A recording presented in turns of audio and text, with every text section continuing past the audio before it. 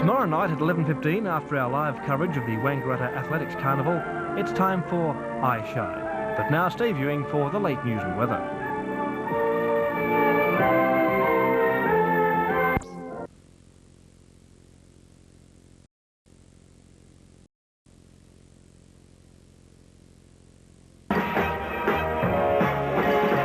This is GMV Regional News. GMV's independent news service is compiled with the cooperation of the Shepparton News, Seymour Telegraph, Euroa Gazette, Kyabram Free Press, Deniliquin Pastoral Times, Benalla City Council and the Riverine Herald. On camera from the GMV News Centre is Tony Kennison. Good evening, and first of all, the main points in tonight's bulletin. No shortage of labour as the Goulburn Valley fruit industry nears its peak. An Aboriginal evangelist is to give a series of lectures at Mooroopna next week, and the Chamber of Commerce financially supports the Shepparton On the Move project. Now the news in detail. Canneries and growers are gearing up for the peak of the Goulburn Valley fruit harvest. Executive Director of the Northern Victoria Fruit Growers Association, Philip Marshall, said today there was no shortage of labour for the harvest. Mr. Marshall said the response to an intensive media campaign had resulted in a very good labour pool from which growers could draw pickers. He said the peak of the season would be early next month with the last of Williams pears and the start of the fresh fruit varieties. Canneries have now finished apricot processing and will start on peaches next week. The combined churches of Mooroopna have joined together to bring well-known Aboriginal evangelist Ben Mason to Mooroopna for a series of lectures next week. Lectures will be held in the Mooroopna Mechanics Institute Hall each evening at 7:30, commencing next Sunday. Channel 6 News asked Ben Mason what points he will be bringing out in his lectures.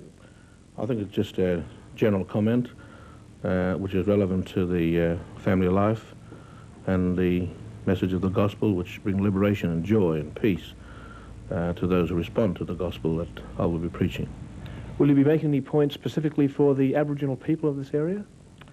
Yes, I would be covering not all the points, but in general term, as I said, which it affects our people, affects the community in general. I gather you've had quite a bit of experience. Where else have you been speaking of recent? All of Australia, in different churches, and especially to our people. And I've had the privilege of going overseas, particularly to New Zealand, our next door neighbour with the Youth for Christ. And I think there's a general ministry around Australia. The Shepparton On the Move project this week received support from the Shepparton Chamber of Commerce. The racing car is fast taking shape in the workshops of Peter Fowler. The president of the Shepparton Chamber of Commerce, Mr. Maury Lovell, prior to presenting the Chamber's donation of $500 to the project, had a first-hand look at the Mercedes racer, which will contest the Australian Sports Sedan Championship this year. The project recently received support from Project Australia, and many Shepparton people and businesses are also funding the project.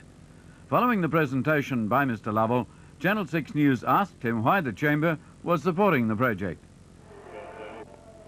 Well, the Chamber is very interested in promoting Shepparton generally, and with Peter Fowler's enthusiasm and the idea for the Shepparton On the Move project, we've given him plenty of moral support in the past, and he's got the project to this stage, and now we want to back it financially.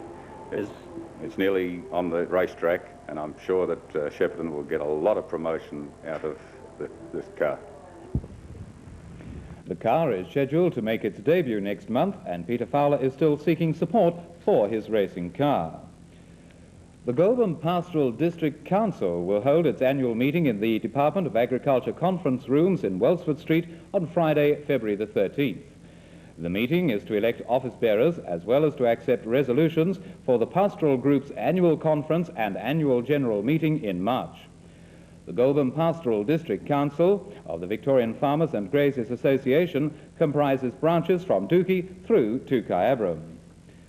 Following this break in Channel 6 News, Rod Kilgour will be hosting our weekly sports report. Back to school and children's summer holiday feet need special attention. Top quality, comfortable shoes. Dobson's Footwear has Purnell and Paddle school shoes and koala shoes and sandals. Correct fitting is equally important, and the experienced staff can help you make the right choice. Remember Dobson's Family Footwear Mooroopna, where parking's easy. To introduce Music 81 to the people of Shepparton, a special entertainment will be held in the Queen's Gardens next Monday, January the 26th, commencing at 2 o'clock. It's completely free and there'll be music to please all tastes. Compere will be Lisa Crittenden, one of the stars of The Sullivans. So go along to Music 81 in the Queen's Gardens, Shepparton next Monday. Everyone in the family will enjoy it.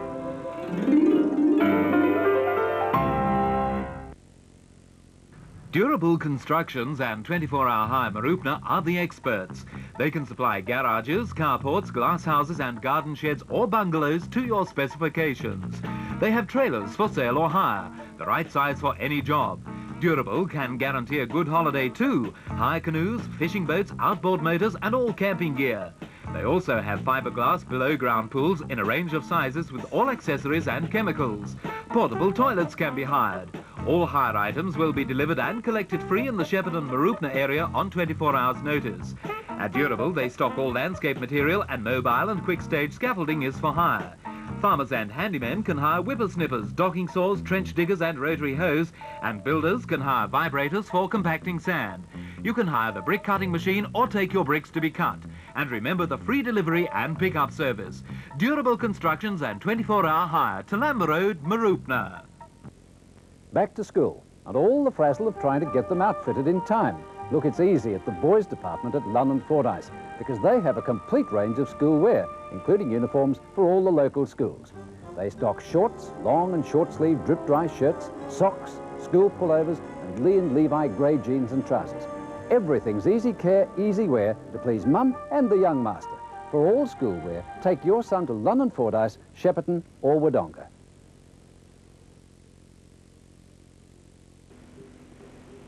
Good evening, everyone. There's plenty of sport for you in the Goulburn Murray Valleys this long weekend. Weather staying for us, and for more sport now, that of the four-legged variety, here's Rodway. The first of 6 tomorrow at Mansfield is at 1:30. There's a Tolby Maiden. I've put them in 9. Mr Nixon was the guest speaker at the pre-selection meeting. Also present was Mr Peter Ross, State Leader of the National Party, and Mr Stuart MacDonald, State President of the Victorian National Party. David Stewart for Channel 6 News spoke with Mr Nixon. You're here for the pre-selection meeting. Are there any significant issues for the seat of Indi that come to hand? Well, I suppose one of the most significant ones is right in the centre of this city. That's Bruck Mills and the Woolen Mills. And I would imagine that that'll be of some concern here today on the part of the candidates and certainly in the electorate at large. So you do consider it a significant election issue? I think it may well be, yes. And I mean, any policy that would threaten to close down a factory like Bruck Mills seems to me to be ridiculous. So your policy is to keep the mills going if at all possible? Certainly is. It's employing 1,000 people, Bruck Mills. It's always proven to be a very, as far as I know, a very efficient producer, and it's a regional factory of some significance. And indeed, the Woolen Mills the same. They employ 400 people, make a big contribution to this whole region. Do you feel the National Party does still keep in step with the needs of the rural sector? Oh, well, I'm Minister for Primary Industry, so I suppose if that's any indication, the answer to the question is yes. Now, of course, this seat at the moment is held by the Liberal Party. Do you feel any possible conflict may arise in the next election? Well, it's one of these things. We held a seat, John McEwen used to hold this seat years ago, held it for many, many years, and of course Mac Holton held it for many, many years also, and our party in this state believes that they own the seat and that they lost it by default, and as I understand it, they're wanting to win it back. And an action group has been formed at Rushworth to oppose the creation of a conservation zone in the Roo Forest. The Land Recreation, Mr Brian, today commenced a visit to the northeast of Victoria. The Minister's two-day itinerary will take in many regional centres, with his visit concluding tomorrow at Shepparton. As Minister of Housing, he will be inspecting Housing Commission facilities and hold discussions with local councils. Today at a press conference at Benalla, David Stewart spoke with Mr Dixon. What role do you see the local councils taking in supplying information and possibly forming policies for the government's decisions on housing? Well, I think that local government has got possibly a wider role to play. In the United Kingdom, local government plays a role both in the provision of housing, collecting of rents and integrating housing policies with all of their other social resource policies. And I think that this is something that we would like to encourage in Victoria, but of course that will depend on what emerges from the Green Paper, White Paper process. The Baines report has said that more power should be given to local government in the housing arena, and I think that that's likely to happen. And we've got to decide how we can provide additional resources to enable local government to do that, and just what way it would fit into the patterns of regional development. And I think that this is an area where maybe the consultative committees of the FACTS program could play a role. Now, there's just been a grant of some $20 million, which seems to be going mainly to the Latrobe Valley and Portland, with some other funds to other areas of the state. What will actually happen to those other undesignated funds? Well, $10 million has been allocated specifically for Portland and the Latrobe Valley. The other $10 million will go through the cooperative movement all over Victoria in the normal way. So that the overall level of funds in the state of Victoria this year will be marginally increased on last year, and it should enable the Housing Ministry to make a real contribution to the needs of the low-income group. Now, with the Commonwealth funds being reduced this year, can you see any immediate effects it might have on the northeastern section of Victoria? No, I would believe that with the additional funds that have been provided through the state government, and with our plans to make better use of the funds and to have a better mix between private funding and our own funding, that we should be able to improve our performance. David Stewart there, speaking with Mr. Brian Dixon, the Minister for Housing, Youth, Sport and Recreation. There'll be an extraordinary local Wanganui Park homestead. The homestead is on land owned by the Education Department, which is under the jurisdiction of the Shepparton Technical College. Following recent vandalism on the building, it is hoped something can be done to preserve the homestead. Channel 6 News today spoke with the president of the Shepparton Technical College School, Mr. Lynch, and asked about next Tuesday night's meeting. So you're really looking for input from any interested people in the community who would have an idea what to do with such a property? That's right, anybody at all. If some private individual wants to come and offer forward that perhaps he might want to purchase it or something like that, but we must make it clearly understood that the building is classified and therefore it'll have to be for posterity. What restrictions are on the use of the building, considering it is under the National Trust jurisdiction? Well, I don't know of any restrictions, save that it must be kept and restored.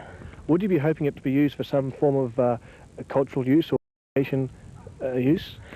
Personally, as it does belong to the education department and as it was bought in the first place for educational purposes, I would like to see it used for educational purposes, and could I suggest perhaps a historical museum for educational effects and that sort of thing. Now, unfortunately, the present state of the building isn't in the... you would, of course, be looking for some form of finance for whatever decision is made the future existence of the building. Well, it's the few, David, and surely the public can put their hands in their pocket and assist us a little bit to bring this back to its original space. And that is in fact we're hoping for. The Shire Council are going to be represented and in the Shire, this building. The City Council are going to be represented. We've invited them and I understand they are coming. The Historical Society have been invited and I understand they are coming. Councillor Bill Hunter has a certain plan put forward from his group and I understand he's coming. And any other organisation will be given a voice at that meeting. Where is it being held? In the amenities block, the new amenities block on the corner of Friars and Coria Street at School. The Country Roads Board is meeting in Shepparton. Guest speaker is the Dean of Engineering at the Monash University, Professor Lance Endersby. Professor Endersby arrived in Shepparton this afternoon.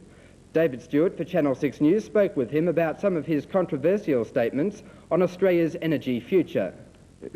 The situation is essentially this.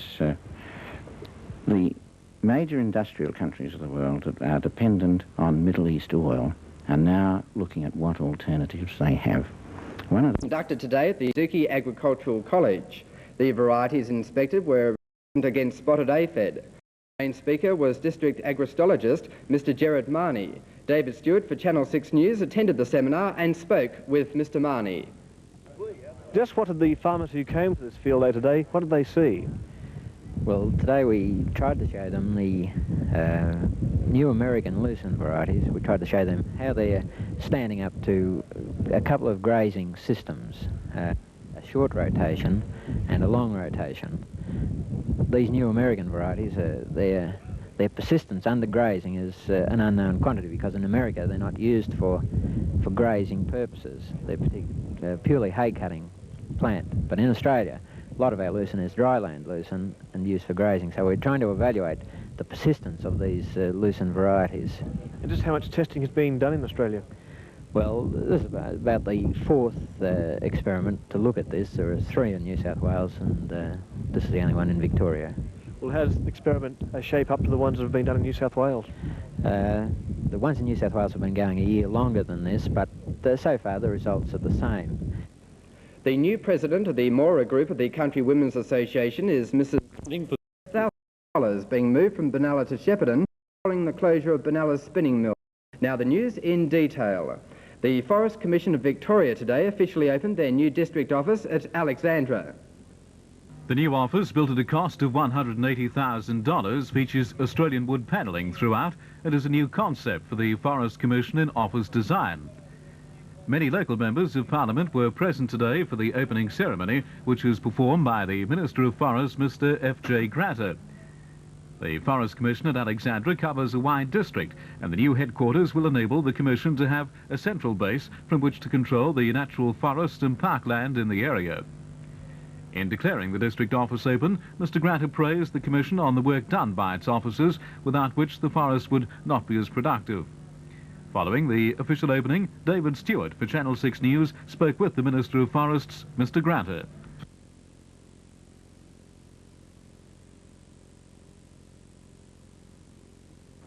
Could you tell us of the significance of this new complex for the Forestry Commission?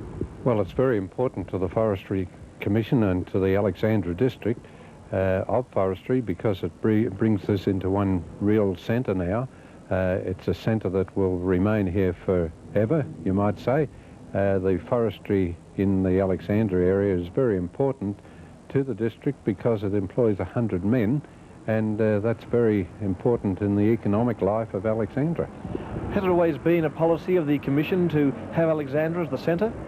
It was at Taggart for some time, but the Commission believes that this is the important area and the centre of forestry in the district, so it has selected Alexandra for the development. Also, Alexandra is a large town, has a large community, and is very important in the recreational side of forestry, and also the recreational areas of Eildon and the Big River and other parts north of here, say, to Bulla. Now, the building, for instance, is very interesting design. Was that chosen to reflect the outlook of the Forestry Commission? Yes, it is chosen. We have a similar building at Orbost, but it is chosen to depict forestry and to make the people aware of Victorian timbers which are utilised in the building. Now, of course, these days with forestry and conservation, it's a very interesting point. What long-term plans has the Forestry Commission got to balance up these two areas in the Alexandra area? Well, the Victorian government has a policy that the Land Conservation Council lays down guidelines that the Forest Commission and other organisations must abide by once the government accepts the recommendations. They're not always perhaps acceptable to a number of people, but nevertheless the government has this policy. I think that we can balance the interests of all. Dairy farmers are seeking a minimum income